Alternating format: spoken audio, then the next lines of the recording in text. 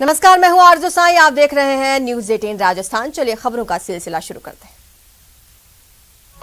आज प्रधानमंत्री नरेंद्र मोदी काशी विश्वनाथ कॉरिडोर का उद्घाटन करेंगे। काशी विश्वनाथ कॉरिडोर के उद्घाटन का मुहूर्त दोपहर 1 बजे से 1:30 बजे के बीच का है। कॉरिडोर के उद्घाटन के मौके पर इस भव्य आयोजन के लिए सभी 12 द्वादश ज्योतिर्लिंग के अर्चक को न्योता भेजा गया है। चारों पीठ के पीठाधीश्वर और धर्म आचार्य मौजूद रहे। काशी विश्वनाथ कॉरिडोर के लिए अधिग्रहण से लेकर निर्माण तक करीब 600 करोड़ रुपए खर्च हुए हैं। काशी विश्वनाथ कॉरिडोर के निर्माण के लिए मंदिर के आसपास के करीब 40,000 वर्ग मीटर क्षेत्र का अधिग्रहण किया गया। आज काशी विश्वनाथ धाम को भक्तों को समर्पित करने के बाद प्रधानमंत्री सभी मुख्यमंत्रियों के साथ सम्मेलन करेंगे। प्रधानमंत्री इस सम्मेलन में मुख्यमंत्रियों को गुड गवर्नेंस का मंत्र देंगे। प्रधानमंत्री मोदी ने बैंक जमा राशि बीमा कार्यक्रम में हिस्सा लिया। पीएम मोदी ने कहा, अब बैंक डूबने पर 5 लाख रुपए जरूर मिलेंगे, इससे जमाकर्ताओं को सुरक्षा मिलेगी। महंगाई के मुद्दे पर केंद्र सरकार को घेरने के लिए कांग्रेस जयपुर में महंगाई हटाओ रैली हुई। इस रैली में सोनिया गांधी, प्रियंका और राहुल गांधी शामिल हुए।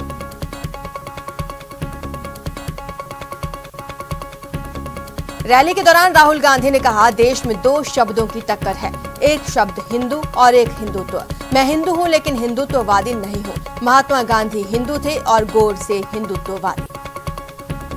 कांग्रेस बढ़ती महंगाई के खिलाफ महंगाई हटाओ महारैली में प्रियंका गांधी ने केंद्र सरकार पर जमकर हमला बोला। प्रियंका ने कहा, प्रधानमंत्री के पास 160 करोड़ विमान खरीदने के लिए है, लेकिन किसानों के लिए नहीं।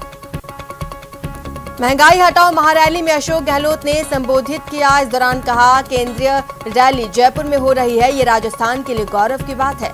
केंद्र सरकार ने आर्थिक नीतियां बर्बाद कर दी, इसलिए आज देश में महंगाई का ये हाल है। जयपुर में कांग्रेस बढ़ती महंगाई के खिलाफ महंगाई हटाओ महारैली में प्रदेश के पूर्व उप मुख्यमंत्री सचिन पायलट ने मोदी सरकार पर निशाना साधा। कहा, बहुमत के आधार पर अहंकार में बहुत ज्यादा दिन राजनीति नहीं की जा सकती। राहुल गांधी के बयान पर असदुद्दीन ओवैसी ने हमला बोला। राहुल गांधी और कांग्रेस पर निशाना साधते हुए कहा कि आप लोगों ने ही हिंदुत्व के लिए जमीन तैयार की है।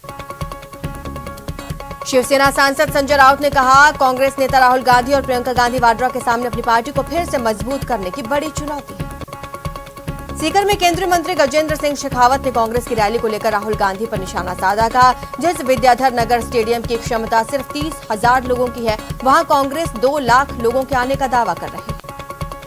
कांग्रेस की रैली के बाद बीजेपी ने निशाना साधा। उपनेता प्रतिपक्ष राजेंद्र राठौड़ ने कहा, रैली में कोरोना गाइडलाइंस की धज्जियां उड़ाई गई। बीजेपी प्रदेश सरकार की नीतियों के खिलाफ मोर्चा खोलने की तैयारी। 16 दिसंबर को बीजेपी की ओर से सभी मुख्यालयों पर धरना प्रदर्शन किया जाएगा। चूरू में बीजेपी प्रदेशाध्यक्ष सतीश पूनिया ने कांग्रेस की महंगाई रैली पर चुटकी लेते हुए कहा, राहुल गांधी जहां जहां जाते हैं वहां भारतीय जनता पार्टी जीतती है। बीजेपी के सांसद वरुण गांधी ने किसानों की मांग को लेकर एक बार फिर अपना समर्थन दिया। एमएसपी को कानूनी गारंटी बनाने वाला एक निजी विधेयक रखा। सीएम योगी ने प्रदेश में निःशुल्क राशन वितरण महाअभियान की शुरुआत करते हुए दावा किया कि उनकी सरकार कोविड-19 महामारी की तीसरी लहर से निपटने के लिए पूरी तरह तैयार है। उत्तर प्रदेश में अगले साल विधानसभा चुनाव होने हैं। इसके मद्देनजर बीजेपी के राष्ट्रीय अध्यक्ष जेपी नड्डा ने सभा को संबोधित किया। विपक्षी पार्टियों पर निशाना साधा। रक्षा मंत्री राजनाथ सिंह ने wall of fame 1971 Bharat Pak युद्ध का उद्घाटन करते हुए देश में आतंकवाद को बढ़ावा देने के लिए पाकिस्तान की खिंचाई की। कोटा, बारां समेत 4 जिलों में पंचायती राज चुनाव के पहले चरण के लिए वोटिंग हुई। फर्स्ट फेज में 60% से ज्यादा मतदान। पश्चिमी रेलवे रतलाम मंडल के चित्तौड़गढ़ स्टेशन को सौगात मिली। सांसद सीपी जोशी ने लगभग 7 करोड़ से अधिक लागत की यात्री सुविधा के साथ अन्य कार्यों का उद्घाटन और लोकार्पण किया। कोरोना के नए वेरिएंट ओमिक्रॉन ने दुनिया भर की चिंता बढ़ा रखी है। इसी बीच जयपुर में विदेश से लौटे 4 लोग ओमिक्रॉन वेरिएंट से संक्रमित पाए गए। बीकानेर के नोखा क्षेत्र में एक चोर ने 2 एटीएम को तोड़कर रुपए निकालने की कोशिश की, लेकिन उससे पहले ही पुलिस ने उसे पकड़ लिया। भीलवाड़ा में एक व्यापारी ने अपनी पत्नी के साथ फांसी लगाकर आत्महत्या कर ली। मृतक दंपति बिगोद कस्बे के रहने वाले थे। प्रतापगढ़ में पुलिस ने ब्राउन शुगर ले जाते हुए एक आरोपी को गिरफ्तार किया। 110 ग्राम ब्राउन शुगर मिली।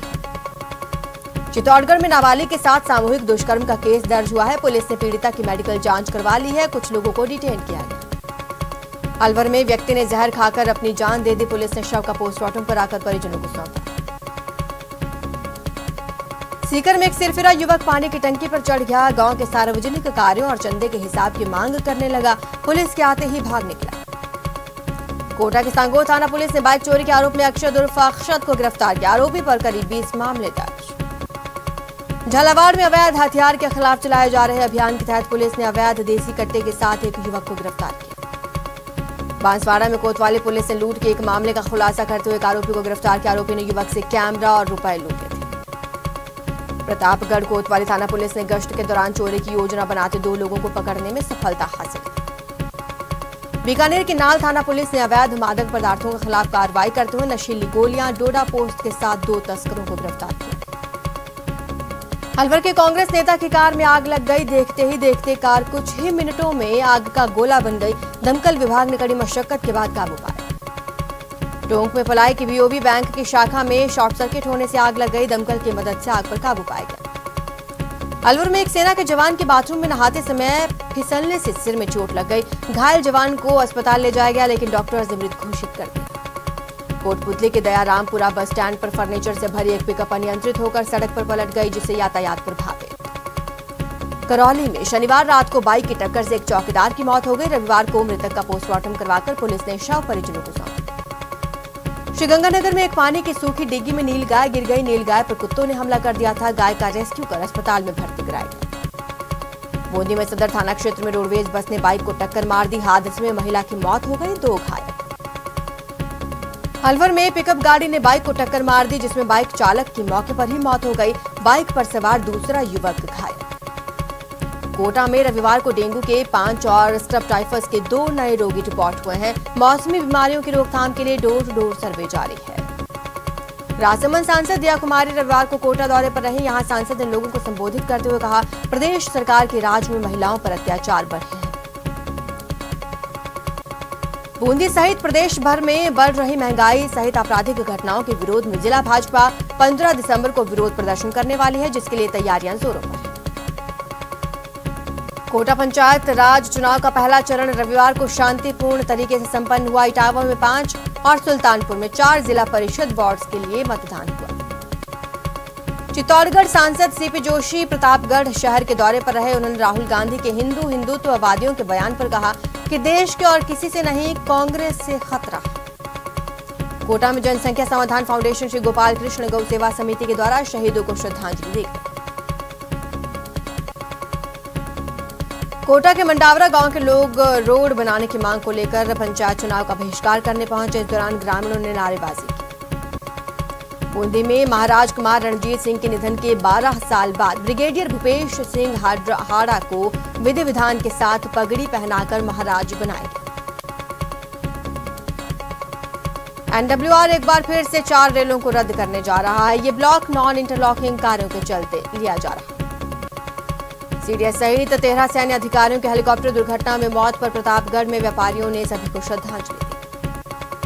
करौली में 2 दुल्हनें हेलीकॉप्टर में सवार होकर पहुंची अपने ससुराल, दूल्हे के पिता ने जताई थी ख्वाहिश, पोंछड़ी गांव में हेलीकॉप्टर को देखने के लिए लगी भीड़। बांसवाड़ा में राजकीय संप्रेषण परिसर में चित्रकला प्रतियोगिता का आयोजन किया गया। कंपटीशन में बच्चों ने संदेश पूरक चित्रों के माध्यम से अपनी कल्पनाओं को कागजों पर उकेरा।